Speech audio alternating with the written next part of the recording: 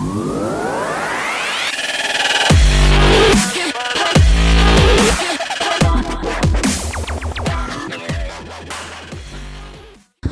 brother, welcome back to my channel AS Motovlog. Apa kabar kalian semua? Semoga sehat-sehat aja.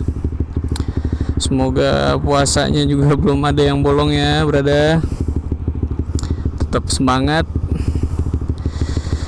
Oke, kali ini gue mau bahas terkait penggunaan motor gua GSX-R 150 selama hampir 3 tahun.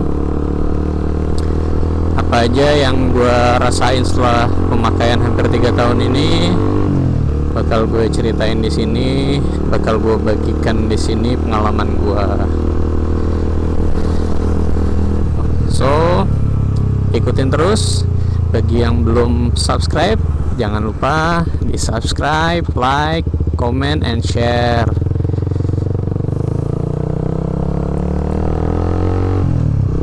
Oke.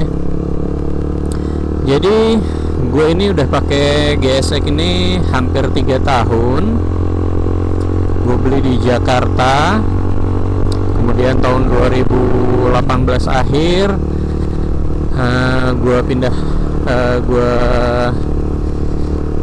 tugas ke Aceh, Banda Aceh, dan gue bawa motor ini ke Banda Aceh. Jadi dari pertama awal mula kenapa gue milih GSX-R 150, nah ini sebelum gue beli gue searching dulu ya, gue cari tahu terkait motor ini, gue lakukan perbandingan dengan brand yang lain juga. Akhirnya gue kepincut sama GSX-R 150. Kenapa? Karena gue lihat dari segi yang pertama itu bodinya. Dari segi body itu mirip-mirip Moto3. Lookingnya menurut gue bagus, sporty banget, proporsional, nggak terlalu gede, sesuai dengan kapasitas mesinnya. Kemudian fitur keyless-nya, jadi di antara kompetitor yang lain cuman Suzuki ini yang sudah menggunakan fitur keyless. Jadi dari segi keamanan ya bisa dibilang lebih baik dari kompetitor yang lain.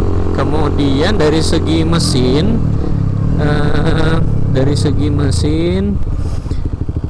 Suzuki itu yang gue tahu terkenal mesinnya itu bandel, tahan lama.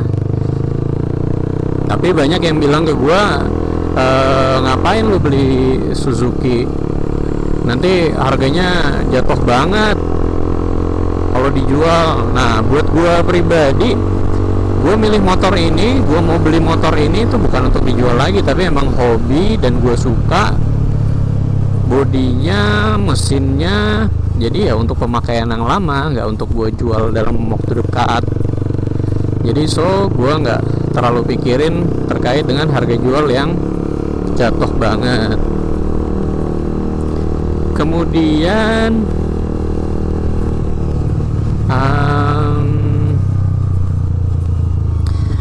ketika gue beli, ya namanya anak motor ya, pasti gatel lah ya, ada yang mau dimodif, ada yang mau dirubah. Nah perubahan pertama kali di motor gue ini itu gue ganti knalpot. Waktu itu pertama kali gue ganti knalpot, gue ganti R9 yang tipe Alpha series. Kemudian setelah gue ganti knalpot itu ternyata berebet banget. Gue coba tanya-tanya ke bengkel Suzuki yang di Sunter, katanya ada 2 alternatif. Yang pertama itu diatur timingnya, itu memakan biaya sekitar 150.000. Satu lagi ganti ECU. Nah kebetulan ada rezeki lebih, jadi gue sekalian aja ganti ECU SARP waktu itu, sekalian langsung dipasangin sama mekanik Suzuki-nya, sekalian di settingnya bukan setting yang macem-macem tapi setting yang standar lah, yang penting nggak berebet lagi, berebetnya hilang.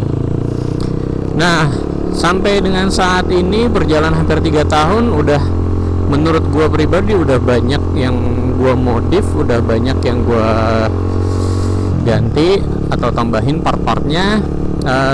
Kira-kira apa aja yang udah gua modif, cuplikannya bisa dilihat di sini guys.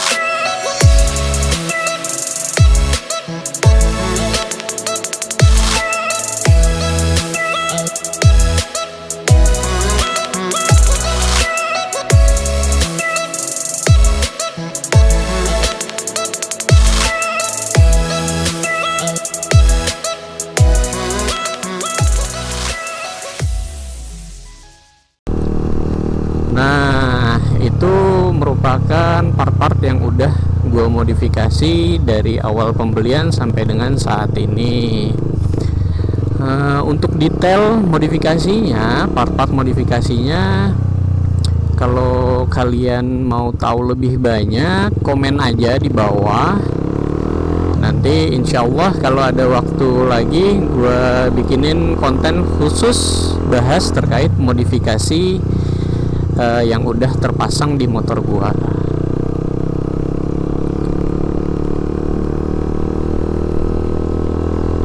Ini kondisi Banda Aceh jam 3 karena kemarin itu gue mau coba bikin konten, bikin video sore-sore, itu hujan terus dari kemarin tuh, jadi nggak sempet, nggak bisa. Nah, kebetulan sekarang cuacanya juga lagi cerah. Ya udah sekalian jalan-jalan riding santuy, bahas penggunaan GSX R150 selama hampir 3 tahun.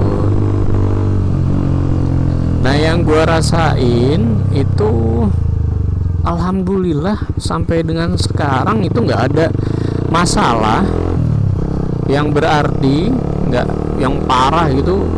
Alhamdulillah sih lancar-lancar aja. Gue nggak ada ganti part-part apa terkait mesin apa segala macem. Alhamdulillah lancar semuanya sih. Paling pemakaian normal, ganti oli, servis rutin, paling itu aja. Lagi pula gue ini bukan motor harian juga, bisa dibilang jarang gue pakai. Kilometer juga sampai dengan saat ini masih 10.000, bisa dibilang ya lumayan jarang lah. Pemakaian rutin. Nah, terkait kelemahan paling kalau untuk GSX R150 itu after salesnya nih berada. Jadi after sales Suzuki ya dibanding kompetitor yang lain masih dibilang kurang ya, masih kalah. Kemudian ketersediaan dealer, showroom, bengkel resmi Suzuki di kota-kota di Indonesia itu juga masih kurang, lebih sedikit dibanding kompetitornya. Terbukti di Banda Aceh, ketika gue sampai Banda Aceh, bengkel resmi Suzuki itu cuma satu provinsi Aceh, cuma ada satu, dan itu di kota Banda Aceh. Kemudian stok spare partnya juga nggak begitu lengkap. Jadi kalau misalnya ada spare part yang kita mau butuhin dan nggak ada di situ, ya inden paling nggak. Dan indennya itu lumayan lama kalau menurut gua. Jadi kebanyakan part-part yang gua mau, mungkin yang gua modif selama gua di Banda Aceh, ya gua pasti selalu beli online, pasangnya di sini. Terus 2019 pertengahan atau bulan Agustus atau September gitu, gue dapat kabar bahwa dealer satu-satunya di Aceh, di Banda Aceh itu tutup, brother. Gulung tikar. Jadi ya nggak ada lagi bengkel resmi di Banda Aceh. Gue nggak tahu penyebab utamanya kenapa. Mungkin karena dari segi penjualan juga rendah, karena masyarakat di sini terkait Suzuki itu peminatnya, kalau menurut gue ya, itu sangat kurang. Masyarakat sini lebih banyak menggunakan Honda pasti sama Yamaha. Kalau Suzuki ini jarang banget. Jadi mungkin itu salah satu penyebab kenapa salah satu-satunya dealer Suzuki di Banda Aceh itu gulung tikar. Jadi mau nggak mau ya selama ini gue servis ganti oli ya di bengkel biasa, bengkel variasi, bukan di bengkel resmi. Tapi overall it's okay, nggak ada masalah. Satu-satunya masalah yang menurut gue berasa itu karena gue udah ganti ECU. Gue kan pengen setting ECU ya kan, pengen setting ECU nyesuaiin dengan kebutuhan yang gue mau. Nah di Aceh ini nggak ada yang bisa setting ECU, mapping ECU gitu, nggak ada. Bahkan waktu itu gue sempet nanya di bengkel resminya sendiri waktu masih buka, dia nggak bisa setting ECU. Itu sih yang menurut gue kendala yang gue hadapi. Tapi selebihnya nggak ada masalah, baik-baik aja.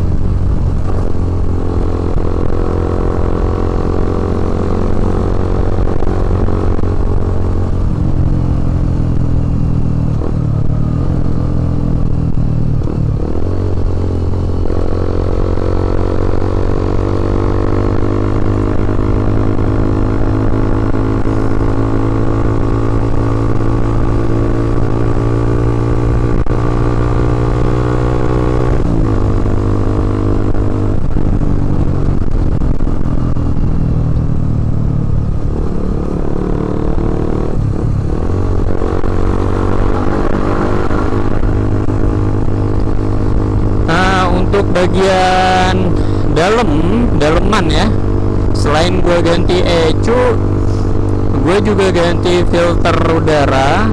Gue pakai Verox, busi juga gue pakai busi Breeze, klakson Hella. Paling ya itu aja yang gue ganti untuk di yang daleman yang nggak terlihat. Dan pengaruhnya, wah pengaruhnya jos banget, brother. Berasa banget ketika lu udah ganti ECU, lu ganti filter udara, dan lu ganti busi, itu tarikannya enak banget.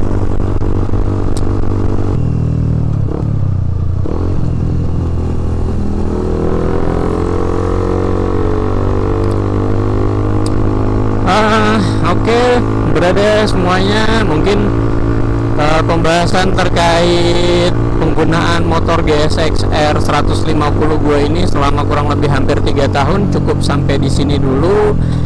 Makasih banyak yang udah ngeluangin waktu untuk nonton video ini. Bagi yang belum subscribe, bisa langsung subscribe, like, share, and comment. Makasih banyak semuanya. Assalamualaikum warahmatullahi wabarakatuh.